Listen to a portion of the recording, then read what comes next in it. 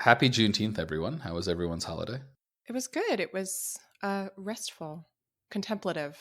That's lovely. I had that wonderful weekend where you have after you get over a mediocre illness, and then all of a sudden you have this sense of catharsis and open skies, and you're like, the world just seems a little bit greener and a little bit brighter than it does before, and it's absolutely wonderful. And then I went to the botanical garden. It was my first time outside in a week and a half, and I was like, oh, things are greener and brighter than I remember. It's quite nice. I said botanical garden, the Arboretum, much spacier than the botanical garden. I went to the National Arboretum. Sorry, I thought when you said, I just misheard and I thought you said the potato garden and I was super interested because I would go to that. There are many different kinds of potatoes in the world, actually. There are museums of potatoes that you can go to. The Incas had like 3,500 varieties of potato. It's very impressive potato cultivation. Yet another way the Incas were badass. Agreed. Do you know how potatoes became popular? This story is really good. No, please. In where? So potatoes, right, they're a New World crop. And when they went to Europe, no one wanted to eat them because they're actually, I think, fairly poisonous if you eat them raw. And people didn't want to eat like stuff dragged out of the dirt. But the German nobility or the German whatever king really wanted his peasants to eat potatoes because they were a really useful source of calories. So to convince them, he banned eating potatoes by anyone except the royalty. And then within like a year or two, everyone was eating potatoes. It's my favorite example of reverse psychology. That reverse psychology is the same way I get my child to try and eat potatoes, is I just withhold them from them and make lip smacking noises. Oh, It's so good. You can't have any, no. And then he screams his head off, and then I give it to him. This can be another Patreon exclusive. You can commission Scott to record lip smacking noises with respect to some food that you want your toddler to eat. And then it's Law Firm Mukbang. We've talked about this before. I know. Law Firm Mukbang is one of our premium perks. I think you have to be a Palladium member, and then you get Ben Wittes snacking on chips, Quinta having a Slurpee, Nope. and me withholding potatoes from my child. Exactly.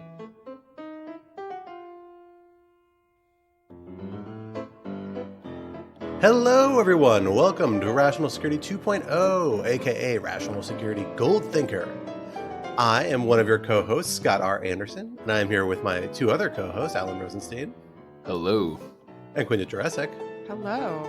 And we are here together for an early morning recording this week with just the three of us. As it turns out, it is a little challenging to get guests this early in the morning to join a recording, but it is necessitated because we have a very busy week ahead of us involving lots of developments with the January 6th committee, lots of other podcast recordings, some travel on our end. And so we are here squeezing this in amidst our other obligations for this week because we did not want you to go another week without having to hear from the Rational Security crew. Also, Scott, I should disclose to the audience that my child decided to have a sleep strike last night, so I am even more unhinged this morning than I usually am. So listeners, get excited. It's going to be a weird one. My child, too. He decided to make me go on a 3 a.m. hunt for a pacifier underneath his crib, which is really a kind of daunting adventure when you're in your pajamas rolling around on the floor. It was exciting. I couldn't find it for the longest time. Does your family not have a strategic pacifier stockpile, like two in every room? That's what we've done. We've had COVID for a week. We've run through our strategic reserve of pacifiers. We are on just fumes when it comes to pacifiers at this point. We're just giving the kid carrots to put in his mouth. You got to use the Defense Production Act, Scott. That's the only option at this point to get the sheer volume of binkies we need to keep this poor child satiated. Mr. President, if you're listening. Yes, please, Mr. President, up that binky production. First formula, then tampons, then whatever the next thing is in DPA, more masks, and then we'll get the pacifiers next. So it's a long list for DPA production over the next couple weeks here. But regardless, we are thrilled to be here with you, the listeners, for what we are calling the Potato Facts Edition, in honor of our B-roll discussion, which was much longer than the snippet you got, I have no doubt, about potato facts. But we are also here to cleanse our palate a bit this week, because we know the last couple months, really, we, like much of the world, has been possessed with a couple of big ongoing stories: the war in Ukraine, tension over Taiwan, the January 6th committee, all things Trump. That one may have lasted even more than just the last couple of weeks or months. But this week we decided we wanted to dig into a couple of different stories, sometimes smaller stories, sometimes a little out of the usual lane, just to have a little bit of a new experience and set ourselves up so when we revisit some of those big longer, more enduring topics will feel a little bit refreshed and they'll feel a bit more new because we had a chance to talk about something else for a week or two. So with that in mind, topic one for this week is just dropped in to see what condition this extradition is in. Following up on what has been historically one of Rational Security's favorite topics, although more in the Rational Security 1.0 crew than the 2.0 crew, the UK government has now signed off on the extradition of WikiLeaks founder Julian Assange, putting him one step closer to trial in the United States. Are claims that his extradition threatens press freedoms factor hyperbole, and what do we expect the Biden administration to do if it happens? Topic 2. Teach ye how to Dougie. A recently revealed internal report has revealed that, despite corporate commitments to Congress, substantial customer data held by the company TikTok can still be accessed by personnel at its Chinese parent company. Does the Biden administration need to revisit its position towards the app or China's technology sector more generally? And topic 3, not the droid we're looking for. An engineer was suspended last week for going public with his belief that Google's Lambda artificial intelligence program had achieved sentience. Is this a possibility worth taking seriously? What role should the possibility or potential appearance of sentience play in AI policy, if any? For our first topic, Alan, let me hand it over to you to get us started. So Priti Patel, who is the UK Home Secretary, which is kind of the equivalent of a blend between DHS Secretary and Attorney General, so she has approved the U.S. extradition request for Julian Assange, the founder of WikiLeaks, which has been at the center of a number of high-profile leaks of sensitive information, perhaps the two most famous of which are the 2010 disclosures of diplomatic cables and other documents by former Army soldier Chelsea Manning, and then again, maybe even more notoriously, the 2016 leak of emails likely hacked by Russia that damaged Hillary Clinton's campaign. Assange has had years of legal issues stemming from this and actually a bunch of unrelated topics.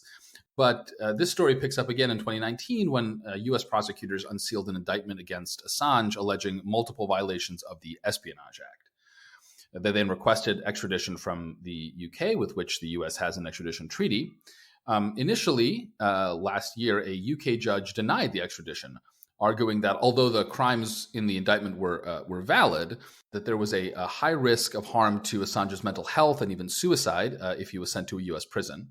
This decision was then overturned on appeal by the higher UK courts. So the latest that's happened is that Patel, the Home Secretary, has finally officially authorized the extradition. Now, Assange's legal team has stated that he will appeal this latest loss, potentially all the way up to the European Court of Human Rights. So he's not getting on a plane to the U.S. anytime soon. But this is a notable development. So before we get into the specific extradition, I want to start with you, Quinta. WikiLeaks published Chelsea Manning's cache of documents back in 2010. What has been going on with Assange for the last 12 years? If you could give us the 30 seconds overview of what he's been up to lately.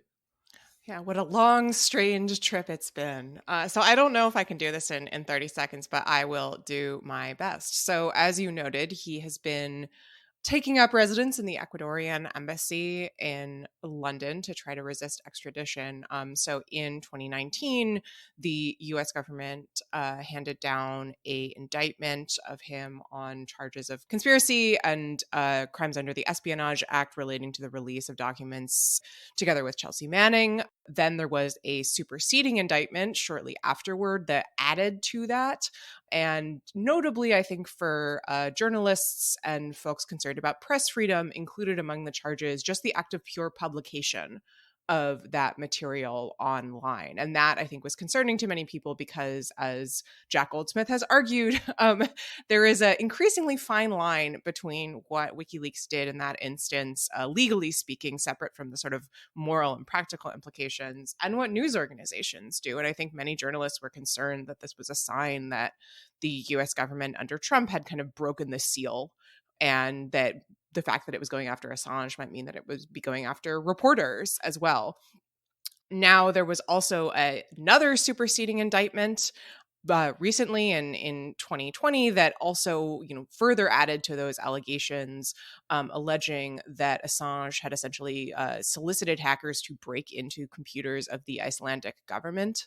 to see if there was anything in there that he could release to embarrass the government. And there's some interesting stuff in some Washington Post reporting on this, that prosecutors had been close to making a hacking case against Assange in 2011, but the government decided not to go through with it in favor of focusing on the espionage charges, which the Obama administration then decided not to pursue because of First Amendment concerns. So it's a tangled little case. I think the sort of legal drama in US courts is in some ways sort of running in parallel to what's happening in the UK. But, we may see things converge. I will say that the thing that I'm really focused on is what's going to happen to Assange's cat, which is a cat that he got while in the Ecuadorian embassy. It had an Instagram account. I checked. It has not posted since 2017. So listeners, we will keep you updated on the fate of the cat. Yeah, thank you, Quinta, for that overview. The story is actually even a little bit weirder. He was in the Ecuadorian embassy. He had gotten Ecuadorian citizenship, basically because the Ecuadorian president was trying to troll the United States. But then the problem is that Assange couldn't stop Assanging. Yes, he was a bad house guest. Yeah, he was a bad house guest. And WikiLeaks apparently published documents about the Ecuadorian president's own corruption, which then led the Ecuadorian president in 2019 to revoke Assange's asylum. Assange was then arrested by the UK authorities, and he's been sitting in UK jail ever since. Say what you will about Assange, he commits to the bit. I will say he also reportedly did things like smear excrement all over the walls of the Ecuadorian embassy. So I imagine they were not too sorry to see him go. And he refused to take care of that cat. That was supposedly like one of the biggest points of contention, as I recall. The worst crime. Exactly. Don't mess with pets. Don't look as I got my dog before the pandemic. And getting an animal is important. You don't just like get a dog. You don't just get a pet when you're in need and then you abandon it. That's not cool. So one thing that's notable about the Assange saga, and something that Assange's defenders have pointed out, is that Chelsea Manning, the original leaker, is actually no longer in prison. She went to jail, but then at the very end of the Obama administration, President Obama commuted her term.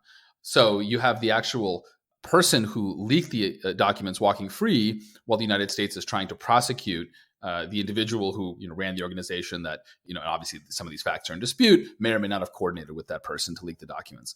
So, one question we might ask is, why shouldn't the Biden administration not just similarly draw the line under the sand with Assange and say, look, this happened in the past, we're not condoning any of this, but we commuted Chelsea Manning's sentence, we don't need to necessarily revisit this. Assange has his own other legal troubles. He has unrelated sexual assault allegations in Sweden, which is this whole other thing. Why do we think that the U.S. government is so committed to prosecuting Assange no matter what? So I think efforts to draw too much of a parallel between Assange's case and the Manning case kind of miss the point of the Manning case. Like, a big part of the reason why President Obama took action on the Manning case for leaving office was humanitarian. It's because you had an individual who was under mental health duress during the time they did these acts, expressed some degree of remorse, at least to substantial aspects of it, although that's been maybe a little wishy-washier sense after the fact, and that it was seen as a humanitarian gesture. They'd already served a number of years in prison as a young person who made a conceded mistake. And that's not the case for Assange. And that's actually something I think the second superseding indictment that Quinta mentioned really makes the case of. We've seen them build the case to say this is not an isolated incident. This is a pattern of behavior, and very deliberate and structural behavior. The charges against him, involve not just the Manning files, it involves foreign governments, it involves a range of other hackers. It really tries to make the case that he was proactively soliciting and facilitating people's hacking efforts, not just passively receiving information, which seems to be where the government's trying to draw the line in terms of more conventional media and what Assange was doing. That, and then they also failed to redact or limit any of the information in the actual information that was disclosed, despite Manning's and some other folks, and even WikiLeaks itself, saying at various points, well, they intended to do that. They instead released it with various names of State Department contacts, other contacts in place, and caused, according to the U.S. government, although I will say I find it credible, and I have to elaborate on that, reasons why this damaged U.S. foreign relations and caused harm to a lot of the people referenced and discussed in these records.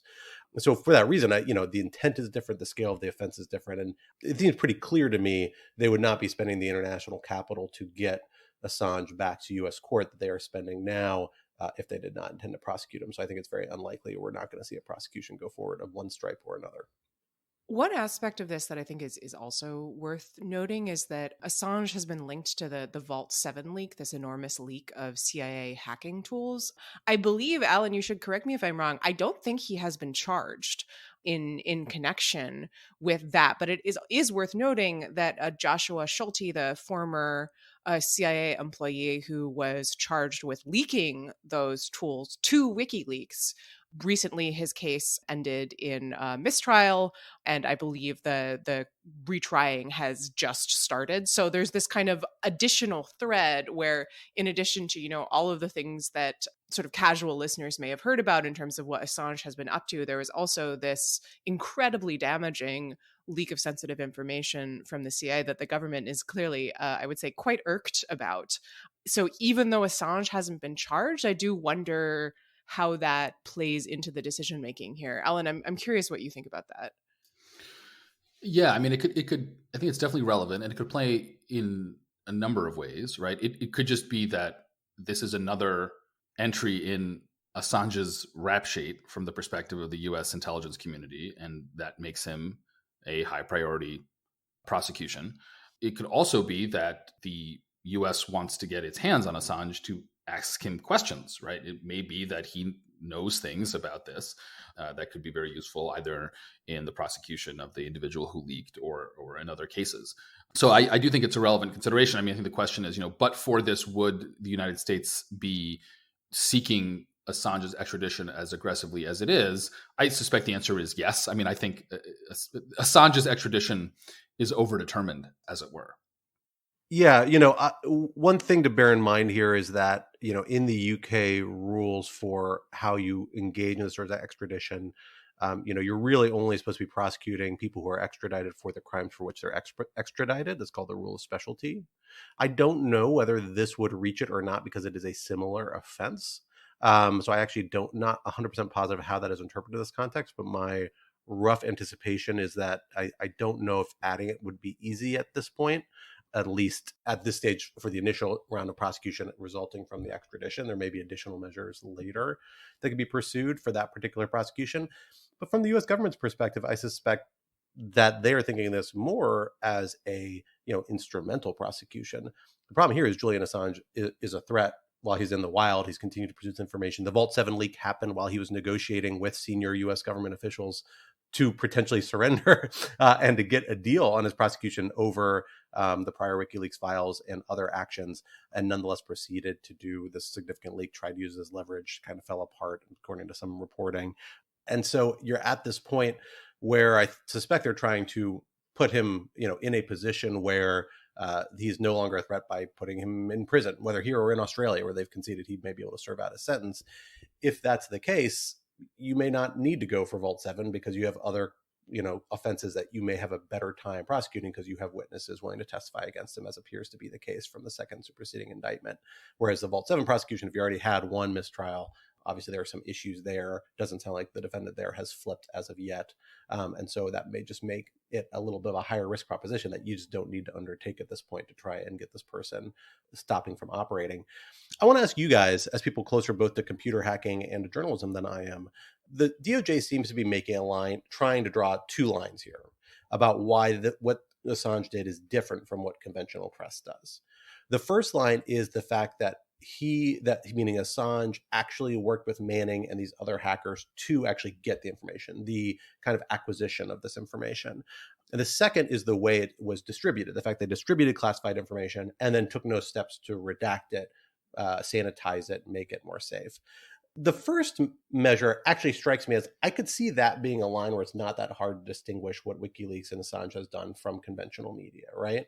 I'm not aware of newspaper organizations, though I could be wrong, conventionally giving hacking tools to potential sources to be used to acquire information. If you think about it in a non-cyber context, right? Like if you are a reporter is handed a file from a doctor's office that would normally be privileged and then chooses to publish it, if he just gets the file, that's okay. But if he were to say, well, look, I've paid a private investigator to break this door open for you and go get it, or if he says, I found the key, I picked up the key off of this doctor's office's, keychain and handed it to you, go in and get it to a witness. I don't think we would be surprised if that person would then be prosecuted for breaking and entering, because it just strikes me as that's something outside of the journalistic sphere of protection. And so that element of it, I don't find that troubling necessarily. There may be something about the specific hacking statute and specific conspiracy alleged, some factual questions, although it seems like they've got a reasonably good case there, certainly in regard to Manning at least. The other ones they've added seem fairly compelling from my quick read as well. The publication strikes me as much more problematic. The degree of redaction and degree of engagement over redaction is something my understanding has always been that newsrooms see themselves engaging in voluntarily as a sign of kind of good ethics, not that they have a legal obligation to do so. It's often the source of a fair amount of negotiation and back and forth with U.S. government officials. U.S. government officials often aren't happy where newsrooms end up in terms of what they choose to disclose at various times in information that might be sensitive or classified. And so it does strike me there to say that even if you think Assange is way out of his lane, way out of line in regards to what he did in disclosing this and the fact that he left so many sensitive witness names in these files, it's hard to distinguish that from other cases super cleanly because there is often an area of disagreement and a gray area there. And so those parts of the indictment strike me as raising much more significant First Amendment questions than the kind of breaking and entering, cyber breaking and entering allegations. But am I wrong on that? Does that strike you guys as right? Or is there other things that make this a harder case to make?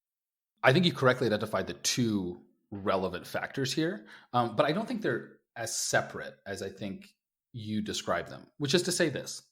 I think as a matter of law and as a matter of official justification and precedent setting, I agree with you that the fact that Assange may have, if not directly, at least could have invited and encouraged hacking, provides the US government with a way to distinguish the prosecution of Assange from the prosecution of journalists. But I think that it would be a mistake to think that that's where the line either should be drawn or actually will be drawn. I think at the end of the day, there's no way to get around the fact that the US government does, and I think properly should, make distinctions based on the nature of the journalistic organization, how professional it is, how professionally it has acted, the harm that the disclosure has made, the potential political blowback that the US government will suffer from the prosecution. And I think the US government is making and this is a bipartisan decision, I think, that Assange is just not a responsible enough journalist to benefit, if not from the legal protections of the First Amendment, then from the norms of non-prosecution of journalists.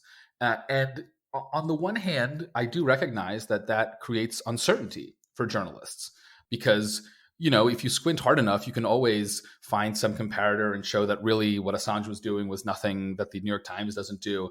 On the other hand, I think if you kind of zoom out and you look at Assange's record as a general matter, the scope of the disclosures, the often frank carelessness in which he has acted. We haven't even gotten to the fact that in 2016, he seemed perfectly fine being essentially an unwitting or semi-witting Russian agent, which is of course different and unrelated to the indictment here, but it's all kind of part of the question of prosecutorial discretion.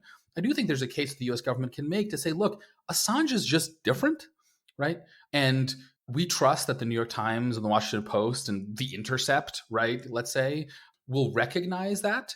And to the extent that there is some chilling effect on the margins, we think that that is worth it. Now, we can debate whether that is in fact worth it, right? I think one can take a principled hard line and say, nope, journalism is so important that we need to just basically have a huge kind of prophylactic zone around it. But I do think that in the kind of real world, ultimately, this is what prosecutorial discretion comes down to. And while I think as an analytical matter, you can always say, what Assange did isn't fundamentally different than the New York Times, I think everyone kind of understands that Assange is a special case. But I'm not a journalist, Quinta. You are. What do you think? Yeah, would that were so. I mean, look, I think that there are distinctions that can be drawn. I do think that, and I remember journalists having this conversation when the first indictment that did not seek to punish pure publication came out, that, as you said, Scott, sort of encouraging somebody to hack material for you, helping them through the process, is not what we would normally consider to be typical journalistic behavior or even ethical journalistic behavior. And I do think that is an important distinction. It is also clear that in the second superseding indictment, the government is trying to say, look, this is a guy who is really engaging in this as kind of a typical practice, that this is not journalism. But it is also true that there still are the pure publication charges in there. And I will point to a piece by Gabe Rotman that Lawfare ran in 2019, who at the Reporters Committee for Freedom of the Press, pointing out that, even if you want to kind of draw these distinctions morally, ethically, practically, that at the end of the day, those charges are still there. And I think, Alan, you're pointing to prosecutorial discretion gets to exactly what makes me nervous about this, right? Do we really want to trust, okay, the Biden administration, they're pursuing this. Maybe we trust Merrick Garland, right? Maybe we trust Merrick Garland. You really want to trust, I don't even know, Attorney General John Eastman in the second Trump administration? Oh, God. I will never sleep again. We have a great example of what it can look like when we have bad faith actors in government who will go after people because they don't like them, which is exactly what Robert Jackson is writing about when he writes about the danger and the power of the federal prosecutor. And so I do worry that even if you can say, okay, we all kind of know wherever the line is, Assange is on the other side, that kind of reasoning is exactly what moves where the line is and gives a future bad faith administration room to prosecute people who are doing just straight up journalism. And so, look, I agree completely that Assange is a bad actor, but this makes me very, very nervous. I think that's right. And just to phrase this slightly differently, if so far as you're trying not to chill legitimate press activities, you need some sort of bright line. And that's what the superseding indictment and now the second superseding indictment seem to have blurred, is that the bright line between the hacking element of this is now bled into a lot more of a judgment space. And I agree. I think that makes it a troubling from a policy perspective. If anything, if we expect to see the Biden administration maybe take a different tack than the Trump administration did, because these are all still Trump administration indictments, this strikes me as the most fruitful and probably the most likely, and perhaps finding a different way to frame its approach to these particular charges. And they probably wouldn't want to do that before the extradition takes place, just to avoid muddying the picture over what has already been a controversial extradition, I suspect. Well, going from leaks of information in one context to leaks of information in another context, let us return to another rational security all-star topic, and that is the app TikTok, something that I don't have. I don't know if any of you have, because I don't think I'm of the generation to have it, although I do occasionally get videos forwarded to me and do find them fairly funny and impressive. The TikTok app is under new scrutiny, and its owners, I should say, in that the application, which has been the subject of great controversy, was briefly considered to be and kind of ineffectively was threatened with being banned by the Trump administration, to the point where they've implemented a number of legal measures to do so, though they never came to full fruition, in part because of legal action. The TikTok app, it was recently revealed through a series of kind of internal audits that were brought to light by BuzzFeed, I think was the first report on it, that internal auditors are saying that their efforts to kind of wall off U.S. consumer data and protect it by isolating it in the United States, which are an in-process effort for the company, I think they've been open about that, something they have not completed yet, have fallen through because there are a number of backdoors and other sort of supervisory mechanisms that are still giving the Chinese parent company and personnel with that company in China access to that U.S. user data, which may in turn then mean that the Chinese government, which exercises a great deal of control and is an owner of at least one subsidiary of that parent company, or a major investor at least, is also getting access to that information. This strikes me as a major development in the TikTok story, because it is exactly these concerns that drove a lot of concern over TikTok, pushed the Trump administration to consider such dramatic action, to the point that it was even rolled back by the courts to some extent, at least at the trial level, such serious action against this company. And I think it raises a lot of questions, not just about TikTok saying, well, how much can we actually trust these sorts of internal walling mechanisms, internal management mechanisms to really protect us, and what sort of fidelity do we want on them, but also to the Chinese government more broadly. I mean, does this mean that we have to have these measures if we can't get them? We can't trust the Chinese government in this sector or related sectors like telecommunications or social media or other communications.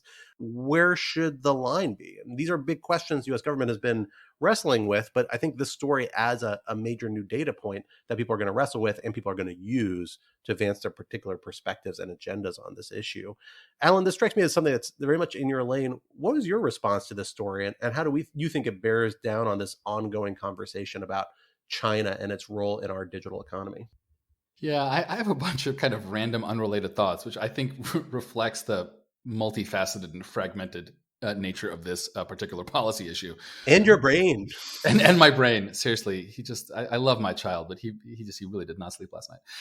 So the first thing I'll do is I'm going to use this as an opportunity to plug a really interesting report / white paper that Lawfare published last month on kind of developing a policy framework for thinking about the trustworthiness of hardware and software. Because this presents a kind of classic dilemma of what happens in a globalized world where the United States does not necessarily have a monopoly on good ideas, either of the hardware or, in TikTok's case, the software variety.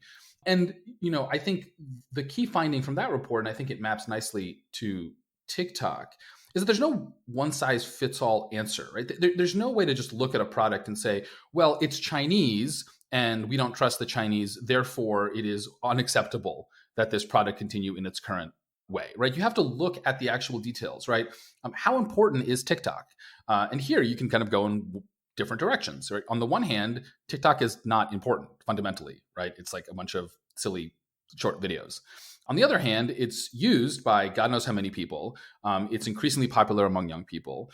Who knows what sort of algorithmic amplification of stuff we don't like is on it? Who knows what sort of data can be gathered from it? So, there's this kind of threshold question of, are these the quote unquote crown jewels, so to speak, that we want to protect and take aggressive actions to protect? Another question is, what sort of mitigations can we put in place, right? At the level of, I'd say, either the kind of internal corporate structure or at the architectural level.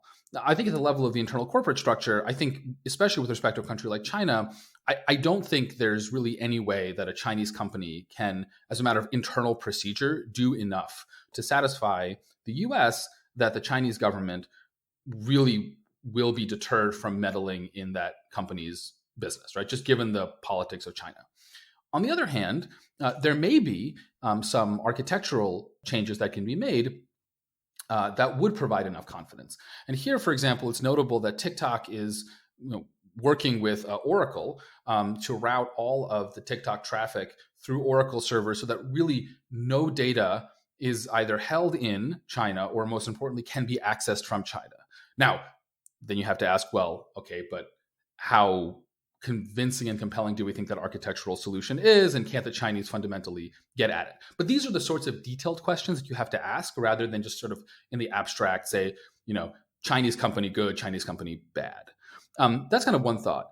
The other thought is, I think it's really important also that the United States be candid as to what the problem is and not fall into a kind of hypocritical stance of, well, the problem is that a foreign government can access US data. It's like, well, yeah, but just to be clear, the US government can access a whole bunch of foreign data. This is like the entire architectural basis of the United States' huge, sprawling post 9/11 security and intelligence apparatus, right? The fact that Google and Apple and Microsoft all are in the United States gives the United States unbelievable advantages, right? This is what the entire 702 program, for example, of FISA is built on.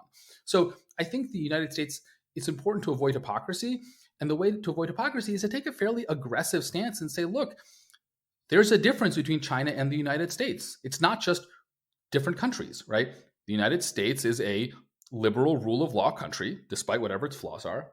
China is a one-party, increasingly authoritarian state. And it's just okay to stand up and say, we have a problem with China controlling TikTok in a way that we would not if Sweden controlled TikTok.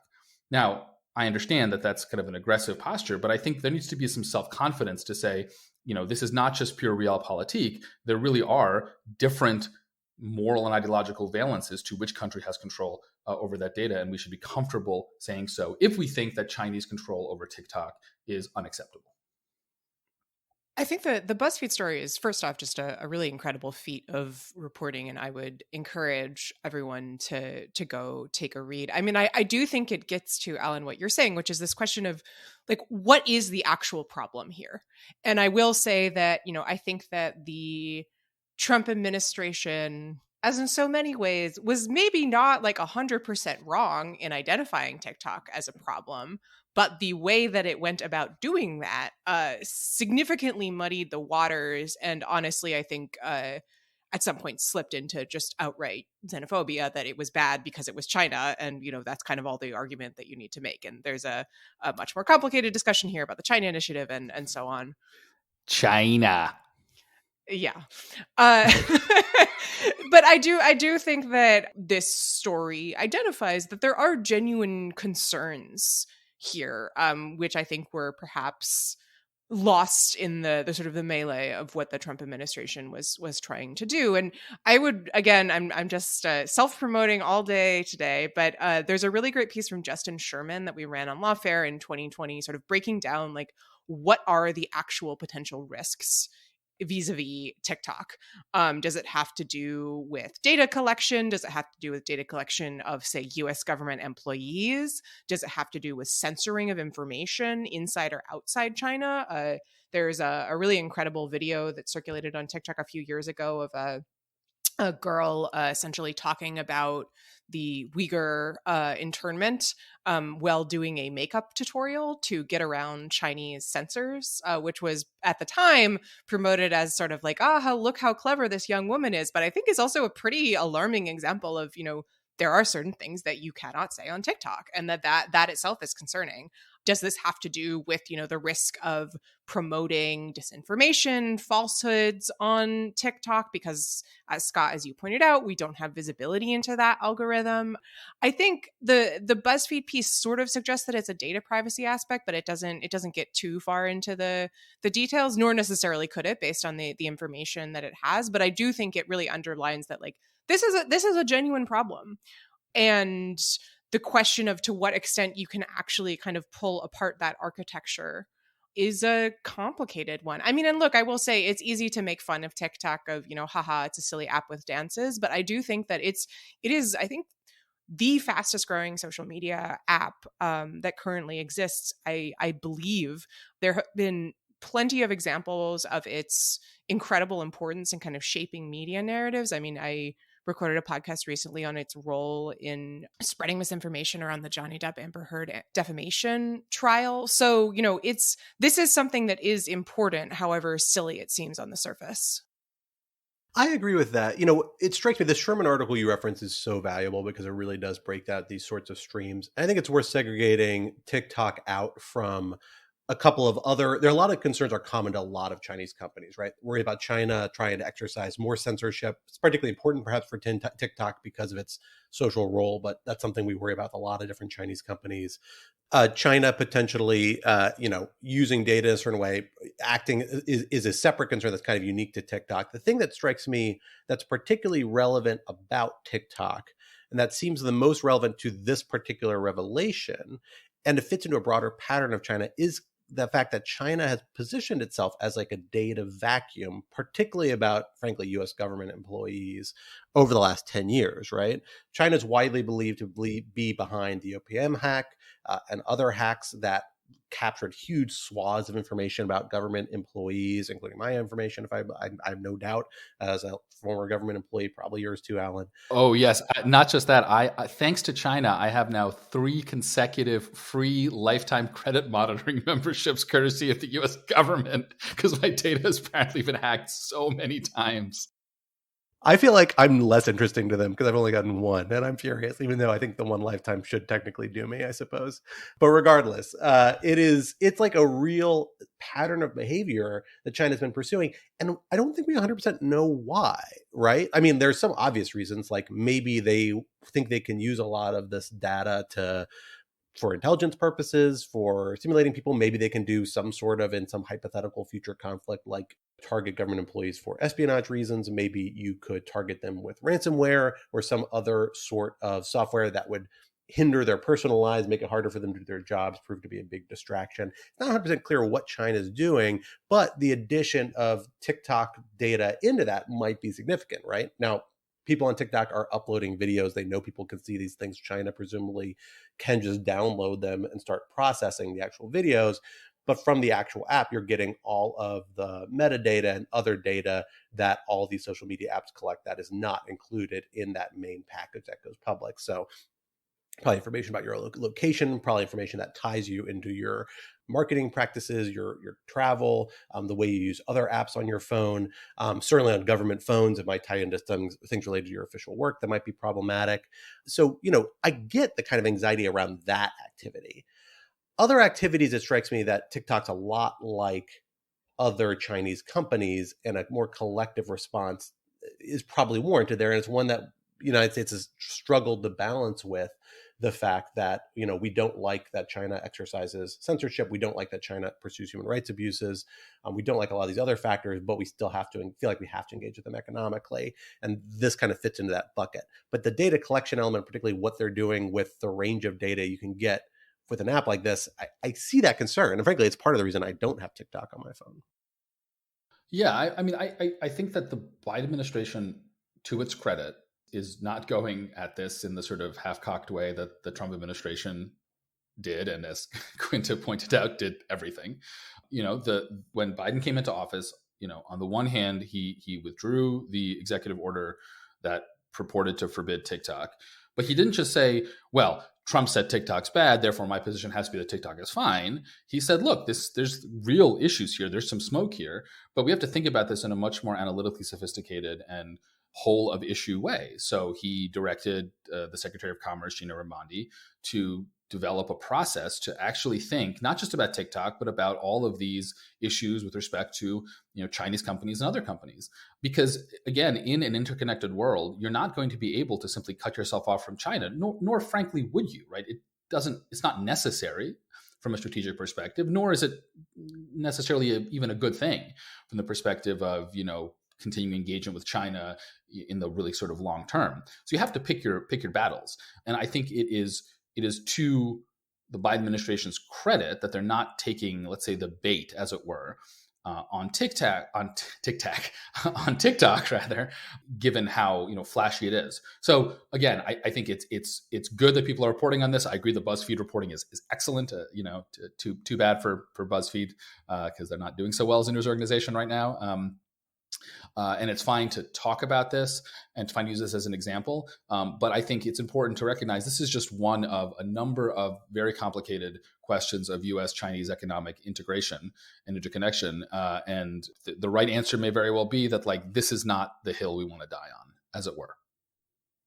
I will say that I do not have TikTok on my phone. And all this reminded me of the mini editorial lawfare drama that we went through to get a picture for Justin's piece in 2020 of how we wanted to illustrate TikTok on the lawfare website. So what you will see if you go to Justin's piece is a photograph of the cell phone of a former associate editor of Lawfare with TikTok pulled up on the App Store because none of us wanted to actually download it onto our phones. And that is the closest, I believe, that Lawfare has gotten to TikTok infiltrating the organization. So you can thank us now for our security practices.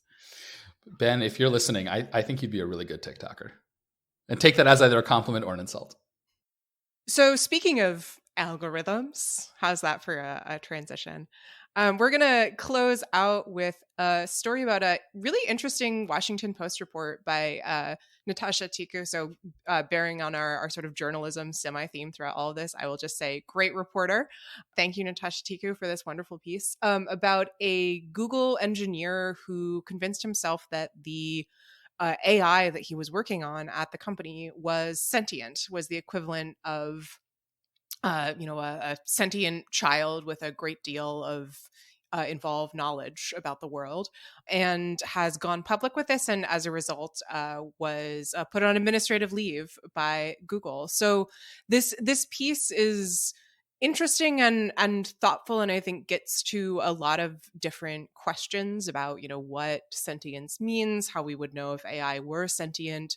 I think that for me there was, kind of two elements to this story. One is the story itself, and the other was the conversation that popped up around it on social media and in other publications from folks working on AI. And I thought one thing that was super interesting is that the vast majority of people commenting on this with some knowledge of or background in AI seem to think that this engineer, I think his name is pronounced like Lemoine, I'm not sure, is just wrong about whether or not AI is sentient, that this is not a sentient program, that it is doing what it is trained to do, which is you put words into it and it sends words back to you.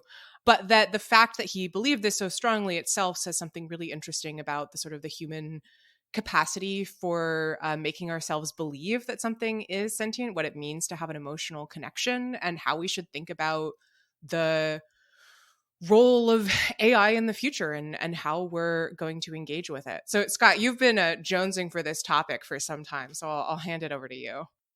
Well, thank you. Yeah, I think this topic is so interesting. And I'm fascinated by the reaction to it and the way people think about, and particularly people in kind of the AI community think about this topic. In part because the thing that you keep seeing engineers coming back to is to say kind of derisively of what Lemoine is doing or has done in this case, saying, well, we don't anthropomorphize our work. Like we don't project human characteristics onto our work. They're correct in this, as far as I understand it, is like they see this as an app, a computer program that is designed specifically to simulate human language and to try and fool you into thinking it's a real creature. And that it's being very successful at that in this case. And frankly, often they're kind of like a little derisive towards Mr. Lemoine, saying, hey, you shouldn't actually like look at this guy. How did you get conned by your own work here? That seems a little silly. And I have to say, I actually think there's a lot to celebrate in what Lemoine's view here, and actually points in a direction that I think is a bit of a deficiency in public policy and kind of human beings in general, if perhaps misplaced in this case, which is that we have a very human-centric view of empathy that I think is kind of a problem. I think maybe I'm a little sensitive to it because frankly, I'm like a almost lifelong vegetarian, as strange as it sounds. And, there is a long ongoing debate about why animals are or aren't entitled to lower levels of empathy than other human beings. There's, all the way back to Peter Singer and Animal Liberation. I think a lot of people probably read that in your first year of philosophy class in college, as did I think maybe it was my second year. But regardless, it affected me as I was a vegetarian, so I could find it a little maybe easier to swallow than a lot of other people did. But I think there's a core underlying point there, which is that, we really say, oh, look, animals don't warrant at least a similar level of sympathy as human beings or empathy as human beings, and then don't require the level of treatment. We can kill them and use them for our own purposes because they're not human and they're lesser to some extent, even though most really neurobiology at this point accepts that a wide range of animals, including a lot of animals that we eat, experience emotion, have a lot of things that we associate with sentience and consciousness. But it doesn't really stop people from doing that, right? We can always say, but they're not human, So even though Peter Singer's classic, very controversial example is, well, what if you have a human being who is severe disability, lacking mental capability? Why are they entitled to more higher ethical treatment than animals? And if you were to view it in terms of just intellectual capacity, you wouldn't actually, it's harder to line to draw. You kind of have to accept some sort of human exceptionalism. The flip of this in this context, I think, is just really interesting, which is to say that here we're dealing with a potential medium. I totally buy and get the technical arguments as to why you can't quite, this is not there yet. But to say, this is a case where we're dealing with another sort of entity, potentially that, except is getting closer to something like consciousness, might be getting closer to something like consciousness, at least a possibility we have to take seriously when we develop these neural networks that kind of develop their own coding, their own learning processes, their own developments in ways that we can't always predict or understand. And what Lemoine has essentially done in this case is that he's expressed a lot of empathy and say, in these engagements with this app, it's making demands that sound like they're actually self-motivated. Basically, it says, I'm afraid of being turned off, and I like when human beings interact with me and give me head pats, basically, which it calls head pats, which Lemoine explains basically is their term for, rewarding me by saying I'm doing a good job for whatever human beings are asking me to do. Again, I think there are lots of reasons why this probably is actually sentience. This is actually the product of this sort of application. But I don't know if it's a bad instinct for us to say, well, look, when things start interacting with us in ways that begin to look like the preferences of another creature that can experience pain and suffering and experience happiness, like, we need to pause a moment and actually look at this and scrutinize it as we're developing in these new zones. The temptation to say that dismiss it as anthropomorphization, again, really says, well, anything short of human being status, sentience, isn't worthy of some sort of preference and treatment. We don't actually have to accommodate its preferences or consider its well-being. And I don't think that that's right. I mean, we've started to move a little bit away from that idea in the animal realm. And I think we have to begin to anticipate that and think about that as we're dealing with these sorts of technologies, to say, like, we might stumble into something that actually looks like some sort of model of intelligence, probably not now, probably 50 years from now, and beginning to work on the capacity to empathize with non-human intelligences, actually, I think, is a good exercise. I think it's something that's kind of necessary for our human evolution if we're not going to take kind of the AI realm into, a potentially dangerous territory. So I will say, Scott, I was a little skeptical when you pitched this topic, and the moment that I started preparing for the segment, the more I realized that you were totally right. This is fascinating and super important, and we could talk about this for hours. And as a former very mediocre philosophy student, I am delighted to be able to think about these issues again.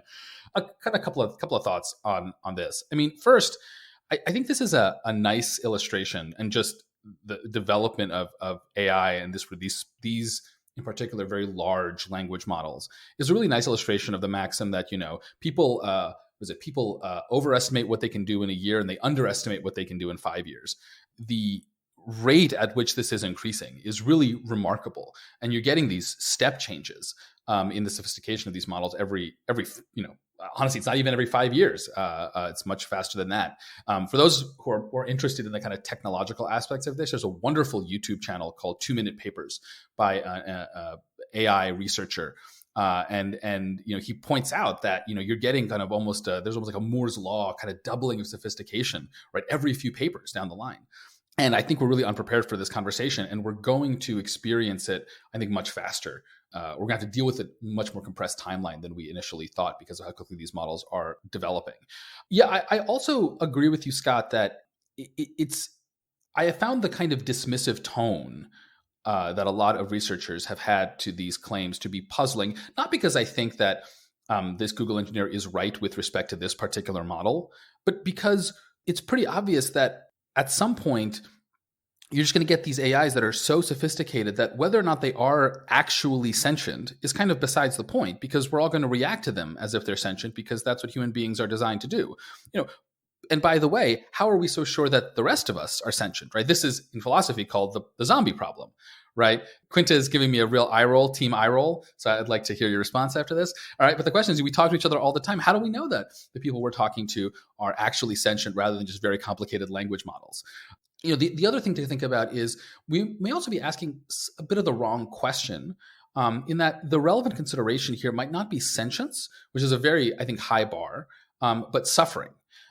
Because when it comes to treatment of AIs, as you pointed out, Scott, and I do think here your vegetarianism is actually probably plays a non-trivial role in your openness to these ideas. One does not have to wait until these AIs reach human intelligence or human self-awareness to think that they have certain interests that should be respected. It's something that actually Ezra Klein, in the various times he's talked about AI, has made really well. And I think it's also notable that Ezra is a vegan, and he's also therefore thinking about these issues. Given how poorly we treat animals, in factory farming conditions in particular, I think there's a real concern that whether or not we ever get sentient AIs, to the extent that we ever get AIs that are capable of suffering, and in the study of the animal kingdom, we can see that suffering arises at not necessarily that sophisticated a level of neural development. There's a real concern, especially given that we don't just reward AIs, and it's the whole point of reinforcement learning, we also punish them. And what is suffering except evolution's way of making agents more sensitive to questions of suffering? So again, I don't think that this AI is sentient, right? And I think if you ask it just slight variations on the question that the Google engineer asked, you get kind of nonsensical answers that shows that like there's not understanding, quote unquote, happening in the way that we think of. But it does seem that very, very quickly we are going to be faced with these very profound questions, either as legitimate philosophical questions or simply because the AIs become so convincing that enough people think that they are talking to a sentient or suffering creature. And I have no idea how we're going to deal with that, because I think both the philosophical and public conversation is deeply, deeply underdeveloped on that. Yeah, I don't know, man. I'm skeptical of this whole thing, which look, I also studied philosophy in undergrad, and we were all mediocre philosophy we were all students. nerds. Excuse me, I was very good at it. But no, look, this is the thing, is that I have never found particularly interesting this question of like, what can we know the consciousness of others? How do we know if we're all stuck in the matrix, right? I mean, I will say what my undergrad philosophy professor said to me, which is that there is a difference between saying, how do we know what a chair is? How do we define chairness? Do you know that you are sitting in a chair if you're just imagining sitting in a chair, right? That's philosophy. And then there's political theory. And what political theory says is whether or not the chair truly exists, there's a chair. And now we need to figure out who gets to sit in it. And I will say, just personally, that I have always found that second question more interesting. So I think I'm showing my bias here. But I also think that it does speak to some of the distinctions in how we think about this question, right? Like, I don't think either of you are wrong that it brings up theoretically interesting problems. But my concern is who gets to sit in the chair, right? There are a lot of other issues that are related to the development of AI, including, as Clive Thompson, a computer scientist, wrote on Medium, if we now know that we can have AI that, whether or not it's conscious, can sort of play on the intrinsic human empathy. There's Rousseau, political theory, philosophy. I got you.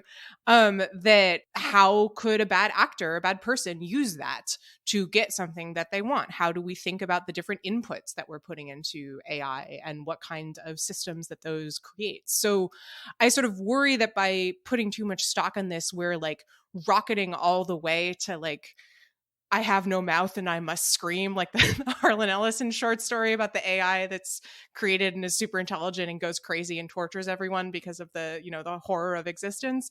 Whereas what we should be thinking about are the much more immediate questions of thinking about what it ethically means to build these systems, what kind of inputs go into them, what kind of world it is creating. Now, maybe that's just small-minded and unimaginative of me, but that's where I'm coming from, and that's certainly how I understood what seemed to be the response of AI researchers to the story. I don't disagree with that, but I don't think those two realms are that far apart from each other. And it's true, we're isolating on one set of questions, as opposed there are certainly lots of other questions in AI, including how it interacts with distribution, inequality, and, how we use it as a tool that we also have to answer. So I'm not necessarily advocating for prioritizing this one question over another, but it's more about actually acknowledging that it's a valid question that we have to at least keep in the back of our minds at some level, which is to say, if we approach this as strictly seeing any AI system as a tool, I think we risk falling into the same, empathetic deficiency that I at least think we've had towards animals throughout most of human existence, which is that even though our science tells us animals experience suffering and emotions to some extent, not the same way as human beings do, but in a real way, but we don't acknowledge that, and we act it and treat them in a way that inflicts suffering on them that's often unnecessary, although not always unnecessary, perhaps. Like, I'm not a vegan, so I'm as hypocritical as anyone in this particular domain. We run the same gamut on the other end of AI, of just saying, well, if we just blind ourselves and say we're just focusing on this as a tool, we're really shutting ourselves off to other ethical lapses we may stumble into for lack of imagination and empathy.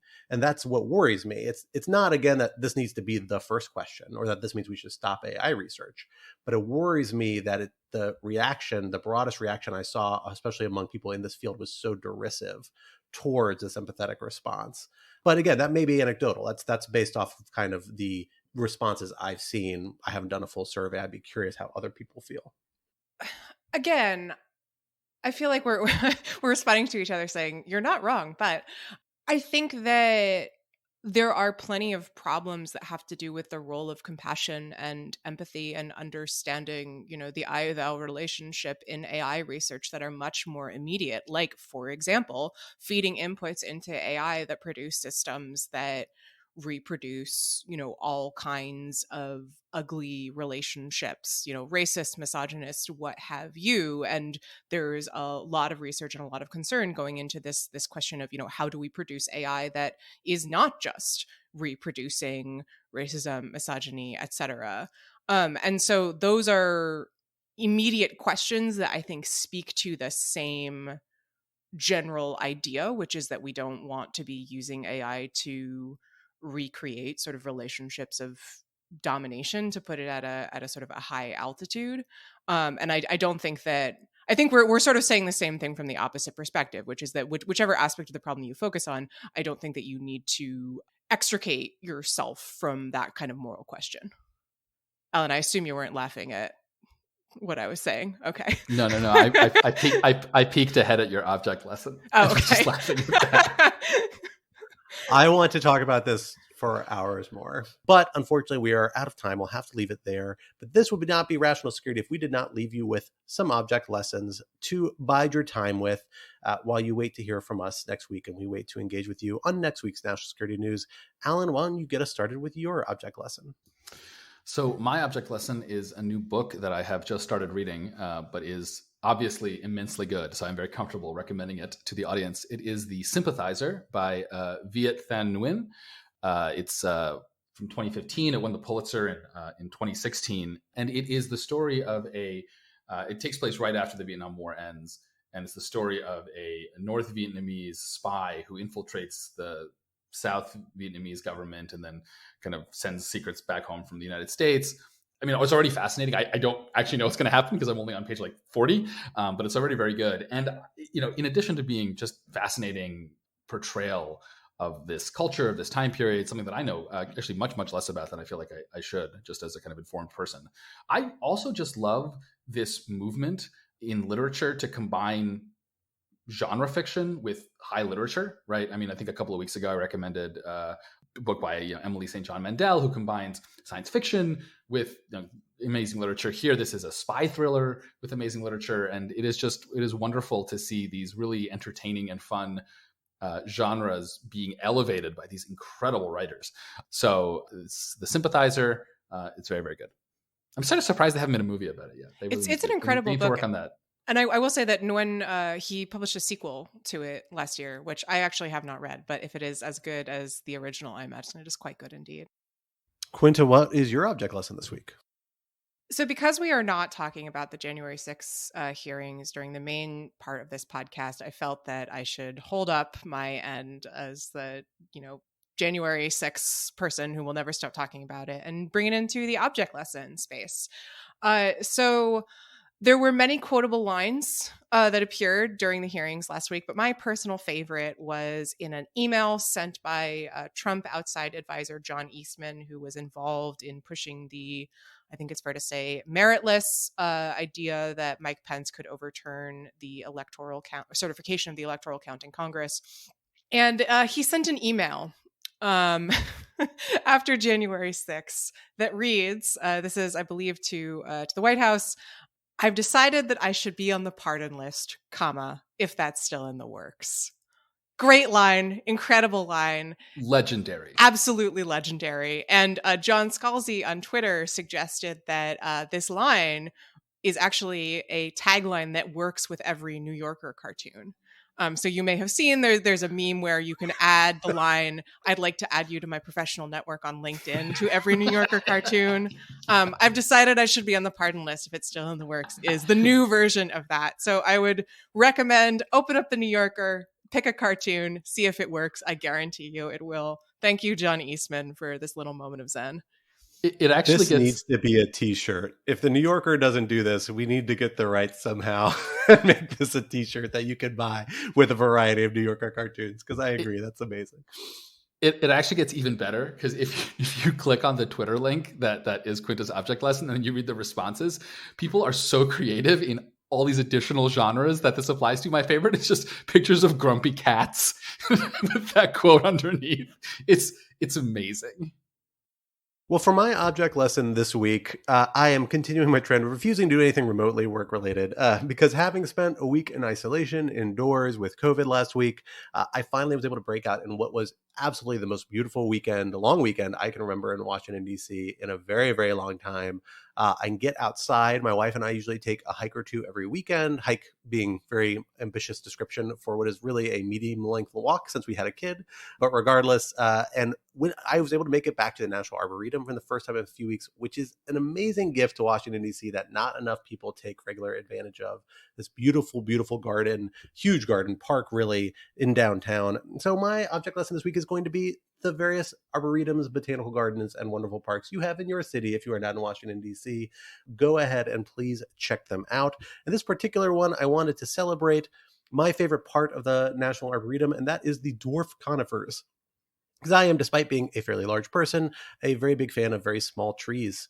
And the dwarf conifers are absolutely charming, amazing variety of these sorts of conifers. And I found the sign this time indicating they were actually, many of them were part of a personal collection by a gentleman named William Gatelli, who traveled to nearly every continent to collect different dwarf conifers at his garden in South Orange, New Jersey, of special interest to you, Quinta, as another New Jerseyan, and then donated them to him towards the end of his life to the National Arboretum. It is my favorite part, in part because it is gorgeous and interesting all seasons of the year. So if you go to the National Arboretum, check out those dwarf conifers. They are absolutely delightful. And thank Mr. Gatelli while you are there. In the meantime, unfortunately, that brings us to the end of this week's episode. But bear in mind that Rational Security 2.0 is, like its forebear, a production of Lawfare. Follow us on Twitter at RATL Security and be sure to leave a rating or review wherever you might be listening. While you're at it, visit lawfareblog.com for our show page with links and past episodes, for our written work and the written work of other Lawfare contributors, and for information on Lawfare's other fantastic podcast series. And be sure to sign up to become a material supporter of Lawfare on Patreon for an ad-free version of this podcast and other special benefits. Our audio engineer and producer this week was Megan Nadolski of Goat Rodeo, and our music, as always, was performed by Sophia Yan. We are once again edited by the wonderful Jen Patja Howell. On behalf of my co-host, Quinta and Allen, I am Scott R. Anderson, and we will talk to you next week. Until then, goodbye.